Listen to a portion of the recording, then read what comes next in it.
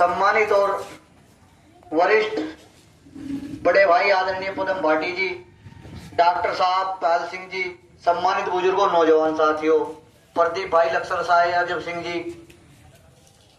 आज ये जो यहाँ भाटी जी के आवास पे एक मीटिंग रखी गई भारतीय किसान यूनियन की, ये अभी जो हमारे योगेश भाई हैं, हमारे आदरणीय पाल सिंह जी हैं और हमारे आदरणीय बड़े भाई भाटी जी यहाँ इस क्षेत्र में ये किसानों की लड़ाई लड़ रहे हैं। हम सब लोग एक साथ मिलकर लड़ाई लड़ रहे हैं। किसानों की समस्याएं सब लोगों की एक है, वो चाहे किसी भी प्लेटफॉर्म पर संघर्ष कर रहे हैं, वो किसी संगठन में संघर्ष कर रहे हैं, लेकिन जब किसान की कहीं बात आओगी तो सब हम लोग एक साथ एक प्लेटफॉर्म पर संघर्ष करते हैं। हमने भाटी जी से बात करी, योगेश भाई से बात करी, तो ये जिस जगह काम कर रहे थे, हमने इन्हें महात्मा टिकैत जी के संगठन में इन्होंने आस्था जताई और जो हमारा जून में राष्ट्रीय अधिवेशन हुआ वहां चौधरी साहब राकेश टिकैत जी के नेतृत्व में इन्होंने भारतीय किसान यूनियन की सदस्यता ग्रहण करी। हमारे योगेश भाई को युवा कमेटी में प्रदेश के लिया गया, प्रदेश महासचिव की जिम्मेदारी दी गई और भाई हमारे जो आदरणीय सागर सिंह जी इन्हें प्रदेश सचिव की जिम्मेदारी मेन बॉडी में दी गई और जो हमारे आदरणीय भाटी जी, इनकी अभी बातचीत चल रही, क्योंकि भाटी जी को भी कहीं ना कहीं प्रदेश में या राष्ट्र में कहीं ना कहीं प्रदेश की कमेटी में या राष्ट्र की कमेटी में भी लिया जाएगा। तो हमारा उद्देश्य यह कि हम सब लोग मिलकर एक साथ किसान और मजदूर की लड़ाई लड़ो। यह संगठन महात्मा टिकैत जी ने बनाया था। जो भाई इस संगठन से निकलकर दूसरे संगठन में चले गए वो भी हमारे ये, वो कहीं विदेश से नहीं आए और इसमें किसी की तनख्वाह भी ज्यादा और कम नहीं होती। किसान यूनियन तो एक कोरा प्लेटफॉर्म है, इसमें जितनी भी कोई संघर्ष करेगा, जितनी भी कोई आंदोलन करेगा, जितनी लड़ाई लड़ेगा, उतना ही उसका नाम ऊपर होगा।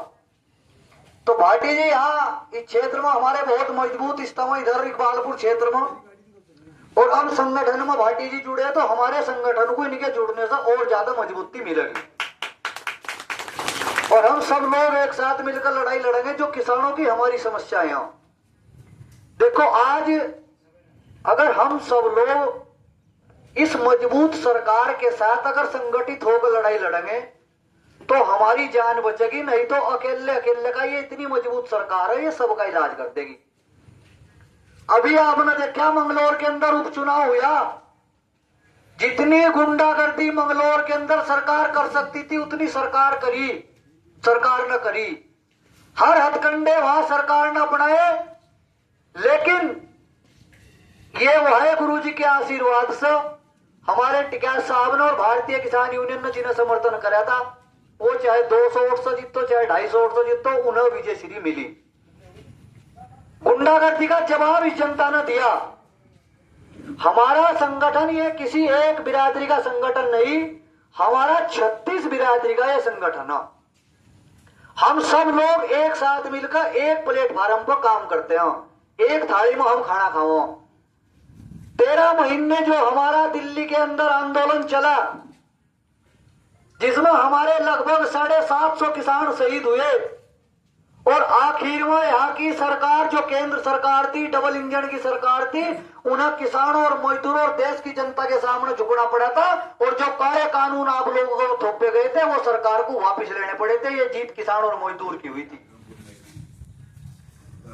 आज जनपद हरिद्वार के अंदर बिजली वालों ने आज तक मिटा दिया। जो विजिलेंस की टीम गांव में घूम रही, किसी पर अगर एक बल्ब भी पकड़ा गया तो उस पर छापे मार के 1-2 लाख का जुर्माना बना रहे। हमने ऐसा देखा कि जिस किसान को और किसी मजदूर को अगर एक बल्ब भी जल गया, विजिलेंस की टीम ने छापा मार दिया और उस पर 1 लाख का जुर्माना बना दिया। हम यहाँ विजिलेंस वालों को यह बता देना चाह के विजिलेंस वाले कान खोल कर सुन लियो, अगर किसी किसान का या किसी मजदूर का गलत तरीके से छापा मारा जाएगा तो तुम्हें गांव में बंधक बनाकर तुम्हारे बक्कल तारे जाने, बक्कल। रही बात एक और, जो पुलिस के चालान काटते जा रहे, ये जो काली वर्दी वाले जो जल्लाद सड़कों पर जगह जगह खड़े हो गए, ये काली वर्दी हमारे यहाँ वाले जल्लादों को दी जागृति जो फांसी देख रहे थे राजा और महाराजाओं के टाइम में, आज यहाँ की सरकार ने ये जल्लाद पैदा कर दिए और ये जो 100 रुपए के चलान कटते थे 10-10 हजार के 5-5 हजार के चलान मोटरसाइकिलों के कट रहे। अगर मोटरसाइकिल 10,000 की उसका चलान 20,000 का काट दिया। हम काली वर्दी वालों को भी बता देना चाहे कि हमारी हैसियत मात्र 100 रुपए का चलान देने की, 100 रुपए से फालतू चलान नहीं देंगे। अगर किसी किसान और मजदूर की 100 रुपए से फालतू आप चलान काटोगे तो तुम्हारे दफ्तरों में ताले मारे जाएंगे और तुम्हारे दफ्तरों में भूत लगा जाएगा। ये कान खोल कर सुन लो। अत्याचार किसी भी सूरत में हम बर्दाश्त नहीं करने के। हम यहाँ के जिला अधिकारी महोदय को बता देना चाहे कि यहाँ की जिम्मेदारी यहाँ के प्रशासन की आपकी है। तानाशाही बिजली विभाग और पुलिस, आप लोग इस सब को कंट्रोल करो, नहीं तो भारतीय किसान यूनियन इन्हें कंट्रोल करने का काम करेगी। और कांवड़ शिविर हमारा जब संपन्न हो जाएगा, अभी हमारा कांवड़ यात्रा लगभग शुरू होगी। कांवड़ यात्रा समाप्त होने के बाद में जिला अधिकारी कार्यालय हरिद्वार पर किसानों की समस्याओं को लेकर अनिश्चितकालीन धरना चलाया जाएगा। और जब तक समस्याओं का समाधान नहीं होगा, वह गुरु जी का आशीर्वाद से धरना जिला अधिकारी कार्यालय पर चलेगा और इन्हें दफ्तरों में नहीं बैठने दिया जाएगा। क्योंकि यहाँ ये किसान बाहुल्य क्षेत्र, हम देश को अन्न पैदा कर रोटी दे सका, इस तरीके के जुर्माने और वो सारा देश जिस तरीके से सरकार ने बेचने का ठेका ले लिया, अडानी को और अंबानी को सारा देश बेच दिया। हमारे पास में केवल अन्न पैदा कर देश को रोटी देने के अलावा और कुछ नहीं है। तो हम लोग जो भी कांवड़ यात्रा के बाद में तारीख तय होगी, वह मीटिंग कर जिम्मेदारों की एक तारीख तय कर दी जाएगी।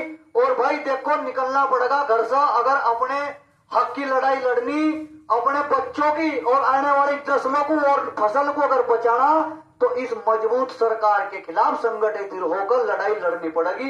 नहीं तो भाई इलाज या भाजपा की जो सरकार है, इलाज एक कर सबका कर देगी। अगर हम लोग संगठित नहीं होंगे, संगठित होकर ही सरकार को, मजबूत सरकार को जवाब दिया जाएगा। और 36 बिरादरी भाईचारा एक साथ मिलकर जनपद हरिद्वार के किसानों की लड़ाई कांवड़ यात्रा के बाद में जिलाधिकारी कार्यालय से शुरू करी जाएगी। और वो समाप्त कहाँ होगी इसका हम अभी नहीं पता, भाई देहरादून में होगी या दिल्ली में होगी, लेकिन शुरू जिला अधिकारी कार्यालय से हम लोग सब करेंगे।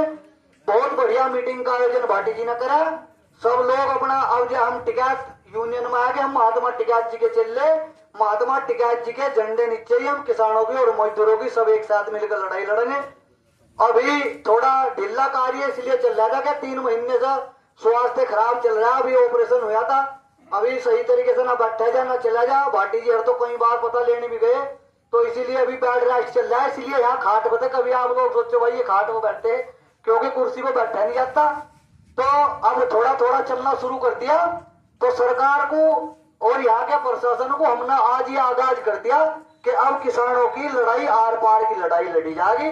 और भाई जो भी कॉल होगी, यहाँ जिम्मेदारी भाटी जी, यहाँ योगेश भाई, हमारे सागर सिंह जी, यहाँ इधर से ये चलेंगे और उधर से पूरा तगड़ा ताम झाम लेकर, और इधर हमारे सरदार सुब्बा सिंह जी। और खाने की और लंगर की व्यवस्था तो देखो हमारे आदरणीय बाबा पंडित जी, जब से इनकी छत्र छाया हमारे को हरिद्वार में हुई, जब से हमारे लंगर भंडारे की कोई कमी वाहे गुरु जी के आशीर्वाद से आज तक नहीं आई।